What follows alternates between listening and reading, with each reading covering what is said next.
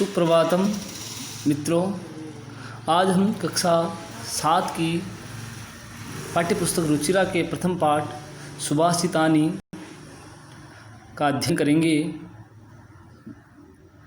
इस सुभाषितानि अध्याय में हम विभिन्न ग्रंथों से संकलित किए गए अलग अलग श्लोकों को अध्ययन करेंगे और समझेंगे। तो आइए मित्रों, आज प्रथम श्लोक देखते हैं।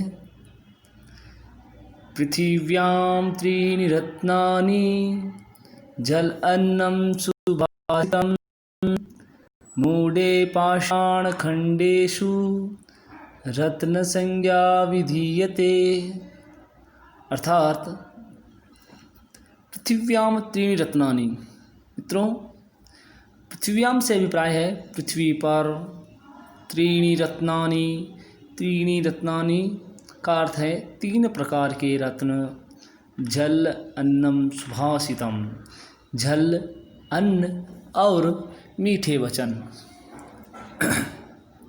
मूढ़े पाषाण खंडेषु, मूढ़े का अर्थ होता है मूर्ख व्यक्ति।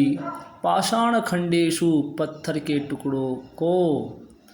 रत्न संज्ञा, रत्न नाम। विधीयते, विधीयते से अभिप्राय है बताता है। एक बार पुनः देख लेते हैं श्लोक। पृथिव्याम त्रीणि रत्नानि, पृथ्वी पर 3 रत्न है, जल, अन्न और मीठे वचन। मूढ़े पाषाण खंडेषु, मूर्ख व्यक्ति पाषाण खंडेषु, पत्थर के टुकड़ों पर। रत्न संज्ञा, रत्न नाम बताते हैं। श्लोक नंबर 2 देखते हैं। सत्येन धार्यते पृथ्वी, सत्येन तपते रविः, सत्येन वाति वायुश्च, सर्वं सत्ये प्रतिष्ठितम्। सत्येन धार्यते पृथ्वी। इस श्लोक में सत्य के बारे में बताया गया है कि सत्य की महिमा का अपने जीवन में कितना महत्व है। तो श्लोक 2 देखते हैं। सत्येन धार्यते पृथ्वी, कि सत्येन तृतीय विभक्ति एक वचन है। सत्येन, सत्य के द्वारा, धार्यते धारण किए हुए है पृथ्वी, कि यह पृथ्वी, यह धरती सत्य के द्वारा धारण की हुई है। सत्येन तपते रविः, सत्येन सत्य के द्वारा ही। तपते का अर्थ होता है गर्म। रवि, रवि से अभिप्राय है सूर्य। सत्येन तपते रवि, सत्य के द्वारा ही यह सूर्य गर्म होता है, तपता है। सत्येन वाति वायुश्च, च का अर्थ होता है और सत्य के द्वारा ही वायुश्च, वायुश्च यानी वायु। वाति, वाति यानी बहती है, चलती है, कि यह सत्य के द्वारा ही ये प्राणवायु बहती है। सर्वम सत्ये प्रतिष्ठितम, सर्वम यानी सब कुछ। इस संसार में जो कुछ भी है वह सत्य, सत्य में ही प्रतिष्ठितम, प्रतिष्ठित है, स्थित है। एक बार पुनः देख लेते हैं हिंदी अनुवाद।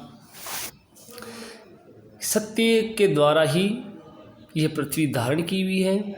सत्येन तपते रवि, कि सूर्य भी सत्य के द्वारा ही तपता है, गर्म होता है। सत्येन वाति वायुश्च, और सत्य के द्वारा ही यह वायु बहती है। सर्वम सत्ये प्रतिष्ठितम, इस संसार में सब कुछ सत्य में ही प्रतिष्ठित है। अगला श्लोक देखते हैं मित्रों। श्लोक नंबर 3। दाने तपसि शौर्ये च विज्ञाने विनयेन ये, विस्मयो न हि कर्तव्यो बहुरत्ना वसुंधरा। इसमें श्लोक में इस धरती पर होने वाले रत्नों के बारे में बताया गया है, और रत्नों में हमें कभी आश्चर्य नहीं करना चाहिए। इसके बारे में कवि ने बताया गया है। दाने तपसि शौर्ये, दाने यानी दान करने में, तपसी तप करने में, शौर्य पराक्रम में, वीरता में, विज्ञाने विनयेन ये, विज्ञान में विनम्रता में, विनय से अभिप्राय होता है विनम्रता, नए से अभिप्राय है नीति में। विस्मयो न ही कर्तव्यो, विस्मयों से अभिप्राय है आश्चर्य, अचरज, न यानी नहीं, ही यानी निश्चय रूप से, कर्तव्य यानी करना चाहिए। कि दान करने में, तप करने में, पराक्रमता में, वीरता में और विज्ञान में, विनम्रता में तथा नीति में कदापि निश्चित रूप से विस्मय नहीं करना चाहिए। क्योंकि बहुरत्ना वसुंधरा, कि ये पृथ्वी है, ये धरती है, बहुत सारी रत्नों को उत्पन्न करने वाली धरती है। श्लोक नंबर 4। सद्भिरेव सहासीत सद्भिकुर्वीत संगितम सद्भिर्विवादं मैत्रीं च न सद्भिः किंचिदाचरेत। सद्भिरेव सहासीत, सद्भि का अर्थ होता है सज्जन व्यक्ति, एव का अर्थ होता है ही, सह यानी साथ में, आसीत यानी बैठना चाहिए। सद्भिरेव सहासीत का आशय होता है कि सज्जनों के साथ ही बैठना चाहिए। सद्भि कुर्वीत संगीतम, सज्जनों के साथ ही सत्संगति करनी चाहिए, संगत सज्जनों की ही करनी चाहिए। सद्भि विवादम मैत्रीं च, और विवादम यानी झगड़ा, और मैत्री यानी मित्रता। सद्भि विवादम मैत्रीं च, और सज्जनों के साथ ही झगड़ा और मित्रता करनी चाहिए। न असद्भि किंचिदाचरेत, नहीं यानी नहीं, असद्भि यानी दुर्जनों से, असद्भि से अभिप्राय है दुर्जनों से। न असद्भि किंचिदार आचरेत, कि दुष्ट लोगों से किसी भी प्रकार का आचरण नहीं करना चाहिए। श्लोक नंबर 5। धन्य ध्यान्य प्रयोगेषु विद्यायाः संग्रहेषु च आहारे व्यवहारे च त्यक्तलज्जः सुखी भवेत्। कि व्यक्ति किस प्रकार से सुखी रहता है, किस प्रकार में वो सुखी रह सकता है, इस श्लोक में बताया गया है। 5वां श्लोक देखते हैं मित्रों। धन्य धान्य प्रयोगेषु, धन और धान्य के प्रयोग करने में, उपभोग करने में, विद्यायाः संग्रहेषु च, विद्या का अभिप्राय होता है ज्ञान का संग्रह करने में, एकत्रण करने में, आहारे व्यवहारे च, और जैसे अर्थ होता है और, आहारे भोजन करने में, व्यवहारे और अच्छा व्यवहार करने में, त्यक्त लज्जा है, त्यक्त लज्जा से अर्थ है लज्जा को त्यागने वाला। त्यक्त लज्जा है का अभिप्राय होता है लज्जा को, शर्म को त्याग करने वाला। सुखी भवेत, सुखी होता है।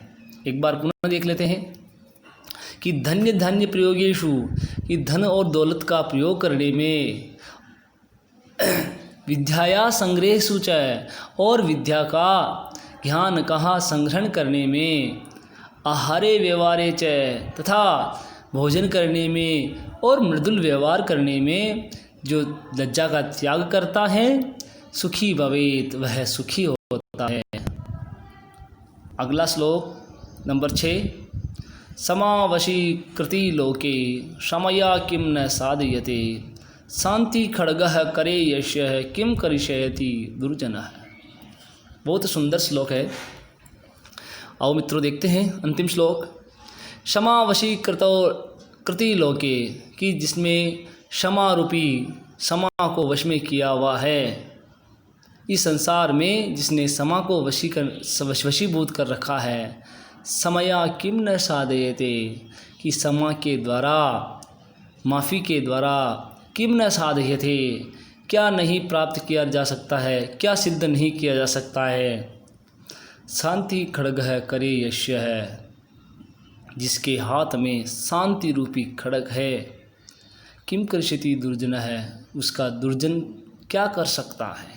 अर्थात जिसके पास में शांति नाम की शांति रूपी तलवार है, उसका दुर्जन भी यानी दुष्ट व्यक्ति भी कुछ नहीं कर सकता है।